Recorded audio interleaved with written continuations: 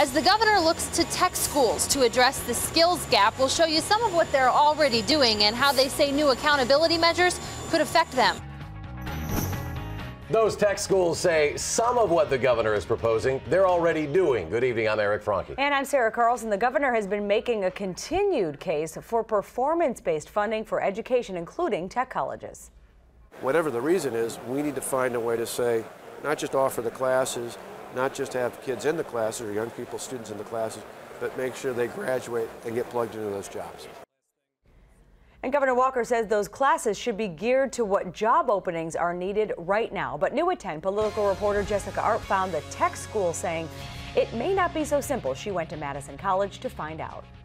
The spark in Dan Schmidt's welding torch isn't just forging the melding of metals. It's creating the hope of a new career. The main reason I got into the program was because I lost my position that I had after 26 years. Schmidt's career at Madison Kip Corporation had given him years of experience, but his layoff had him see the light that experience wasn't enough for some employers. I had 12 interviews in a 10-month period, and nobody said, hey, you're just the guy I'm looking for. Briefly, what we're going to do on our final, we talked a little bit about this in class. Now he finds himself a student again at Madison College, hoping the backing of a degree will lead to re-employment.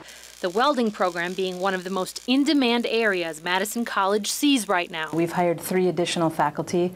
We've expanded our physical capacity here in Madison and at Fort Atkinson. College officials say they're already working with local employers to see workforce trends and design programs around them. But they also need to keep all of their programs intact. One of our dilemmas is when you get into, okay, there's a need for welders, but there's also a need for childcare workers or vet techs or paralegals. It's difficult for us to start to put more value on one industry than the other. Madison College says they're graduating as many students as they can given the resources in some programs. In 2011, they churned out dozens of graduates in automotive tech, machine tooling, welding, maintenance, lab techs, and IT-related fields. And based on surveys, most of them got jobs right away.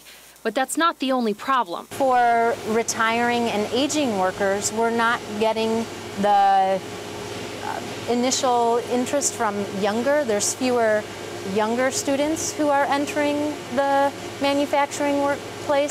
The college understands it needs more noses to the grindstone, like Michael Richard. Both of my uncles are machinists. They seem to like what they're doing. I like being precise and making things out of metal. Richard's got a job a year into the program that's helping him pay to finish in May. But even he understands that maybe demand just isn't what it used to be. I think they're doing a good job on their outreach, but I think the generation is changing. The college also cautions that manufacturing, healthcare, and IT are also the most expensive programs to fund, so that should be kept in mind when allocating funding to schools in the next budget as well. He said the governor says that businesses, though, aren't finding the skilled workers. Well, that's true, and businesses are telling us the same thing. Tomorrow night at 6, we'll head to one area of business to talk about their challenges and what they think should be done to help the problem from their side of things. It's interesting stuff. Thank you, Jessica.